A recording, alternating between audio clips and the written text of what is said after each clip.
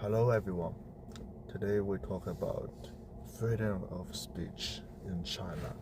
It's actually a joke. Not just in China, also doesn't matter where you are, as long as you say something you're not supposed to say, and you will find out when you go back to China. So this Wuhan student study in the US sentenced for posting cartoons on Twitter, highlighting the CCP's sensitivities. A 20-year-old Wuhan student, Daiqing, studying at a U.S. university, was detained and sentenced to 6 months in prison by Chinese Communist Party (CCP) authorities half a year ago after returning to his hometown. The reason, during his time studying in the U.S., he posted cartoons marking CCP General Secretary Xi Jinping on Twitter.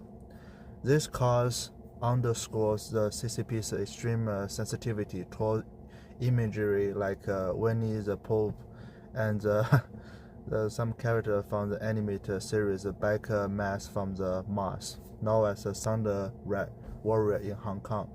U.S. senators has criticized this incident, citing it reveals the CCP's ignorance and parallel authoritarian nature.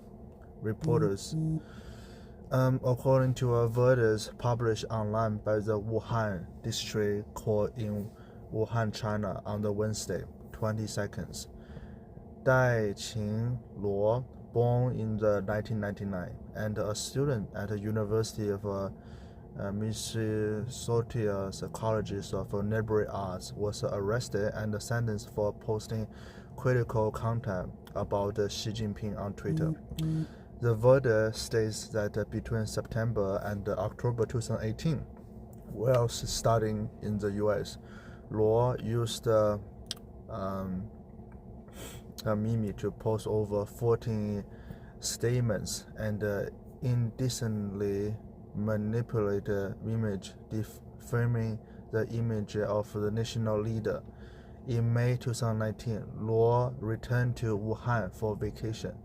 On July 12, he was summoned by the police and administratively detained for 10 days. The detention was later converted to a criminal detention, and he was formally arrested on August 29. On November 5, 2019, Luo was sentenced to 6 months in prison for picking quarrel and provoking trouble. The evidence cited by the CCP includes image of Winnie the Pooh and the villain Lawrence Limburger from the Back Mass from the Mars, a character perceived to resemble Xi Jinping. Those cartoons were often paired with Xi's speech or Chinese government propaganda, such as be aware of being put on the list, or not national security without cyber security, arranged in a stack manner. Authorities demand those posts maliciously attack on the leader's image. The case quickly drew international attention. U.S. media outlets, including the Asher and Fox, local TV station in Minnesota, covered the story. U.S. Senate Intelligence Committee member Ben Sasa condemned the CCP, citing that it bans citizens from using Twitter while monitoring their overseas posts, calling it a textbook example of ignorance and parallel totalitarianism. Senator Marco Rubio also expressed concern about the case on the Twitter. A University of Minnesota spokesperson told media that the university had no specific information about this incident and has not issued further statements. Reporters contacted Luo's defense lawyer, Zhi Binghu, who declined to comment due to the case's sensitivity, but confirmed that the Luo was released on January 11, 2020.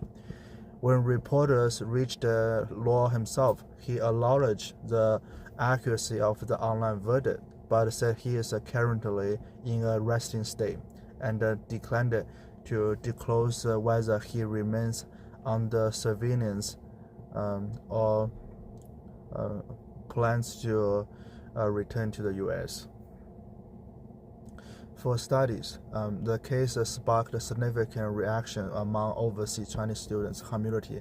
Yi Gu, a student at the University of Georgia, compared Luo's case to that of Ping Quan in 2016, who was sentenced to 1.5 years for planning to wear a T-shirt in China with a face like Hitler and a big spender. Gu noted that while Quan's case occurred in China, Luo's case shows the CCP extending its surveillance to the U.S., targeting a platform banned in China. He argued this reflects the CCP's attempt to the cyber savagery over U.S. online space and enforce global speech governance. Gu urged to overcome fear and use still to protest authoritarianism, saying that Xi is portrayed as a god, but we should do it harder to desecrate this false idol. Le Baowu, a student at the Australia National University, raised concern about the potential role of the Chinese student and the scholars' association in the case.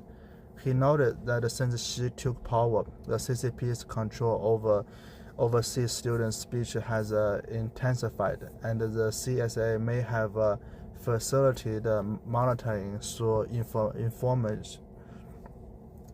Wu called on the FBI and the University of Minnesota to investigate whether the CSA play a harmful role, suggesting that if confirmed, the U.S. should consider banning the organization of holding illegally accountable.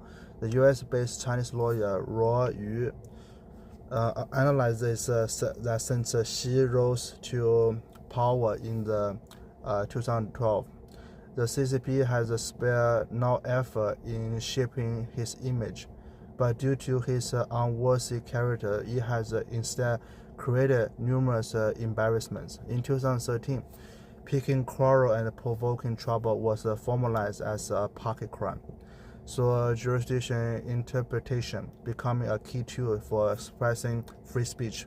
In this case, the CCP disregarded procedural justice and national boundaries, demonstrating its aggressive expansion of jurisdictions. Yang called for the international community to respond to the overreach. In recent years, arrests for the mocking Xi have become frequent. In 2016, Xi Huang was jailed for his T-shirt style. In 2019, cartoon Deng Zhang and Ne Tianzhen Si Lu were arrested upon returning to China for creating and sharing pig-headed artwork with information about their case now suppressed by the authorities. Those incidents highlight the CCP's zero tolerance stance toward criticism of the Xi's image. Luo's case not only exposed the CCP's stinging control over online speech, but also raised a broader concern about the freedom for overseas students and the global cyber community. It may further intensify international scrutiny of China's human rights, recall and promote discussion on countering the CCP's expanding surveillance of network. Match or exceeds the original. Yeah. So as you can see, just because you are posting something outside of China doesn't mean you're safe, right? As long as you want go back to China, those things you posted, yeah, may cause you some trouble.